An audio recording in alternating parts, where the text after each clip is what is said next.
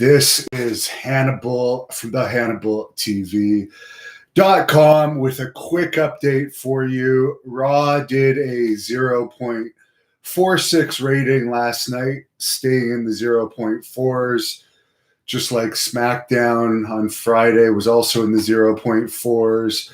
Ric Flair was apparently advertised to be on Raw, but did not appear.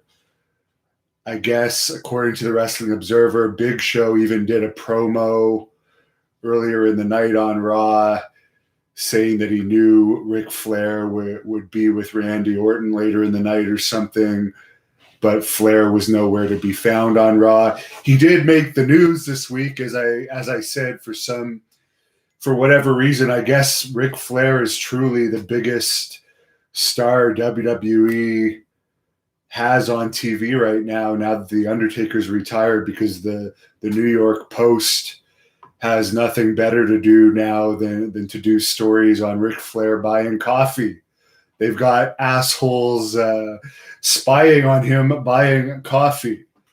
And that's making the news rather than anyone else in WWE. A 70-year-old, actually 71-year-old man is more interesting than anyone else on the roster, and I agree with that.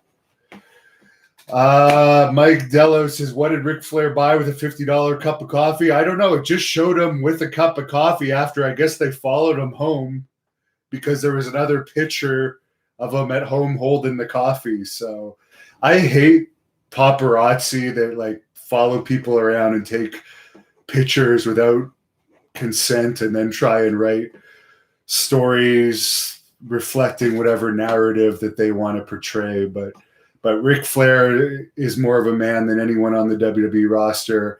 He's by far more entertaining than anyone on the roster.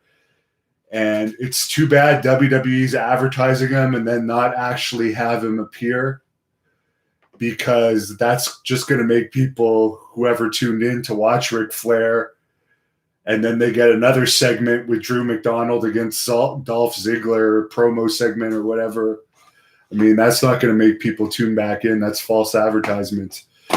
So that's the news. I did an interview with Butterbean today. That's going to be up on patreon.com/thehannibaltv. Hopefully sometime tomorrow. I'll put a clip of it up tonight.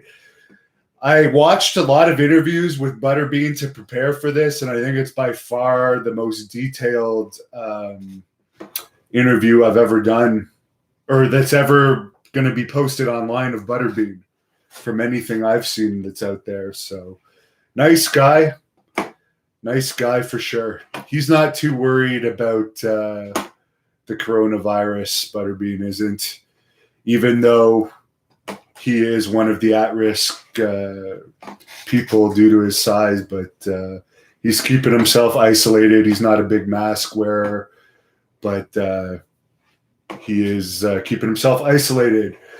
So Jacob Majo wants a shout out.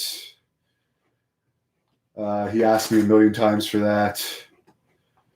David Hugh, could the Jim Cornette allegations have been at work? Who cares, really?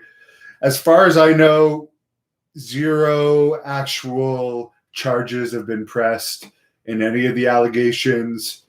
As people have said, probably 50% of all of these allegations are probably true. But the main thing is, file a fucking police report if you want anything done. Otherwise, it's just hearsay. For all we know, guys like Joey Ryan, they're already saying they want to be back. And if you don't file police reports, people will eventually start booking them again when things get back to normal. So I highly suggest in the future, people making allegations, file a police report right away. File a formal complaints right away, because if it's all hearsay and just social media shaming, it's really not going to change anything in the long run. Double S is the death dealer army in the house. Somebody called themselves a Hannibalite not too long ago. I think I like Hannibalites pretty good. Jefferson E. White, who's done some artwork for us recently, says Joey Ryan and company can start the nation of allegations. Yeah, I don't know. The wrestling world is not a fun place right now. The products suck. All the allegations against mostly people that, as far as I'm concerned, they're boring. The only person that's actually entertaining that has had an allegation against them is Jim Cornette, but that was more an allegation against his wife. The other ones, they shouldn't even be in the wrestling business anyways because they're not entertaining. But whatever, that has nothing to do with anything. I'm signing out. I'm going to get to work editing this Butterbean interview. Thanks for your comments. Sorry, Raw, you just keep getting worse and worse. It wasn't your all-time lowest viewership this week. You're actually up a little bit, 4% in viewership from last week's all-time low, coming off Extreme Rules.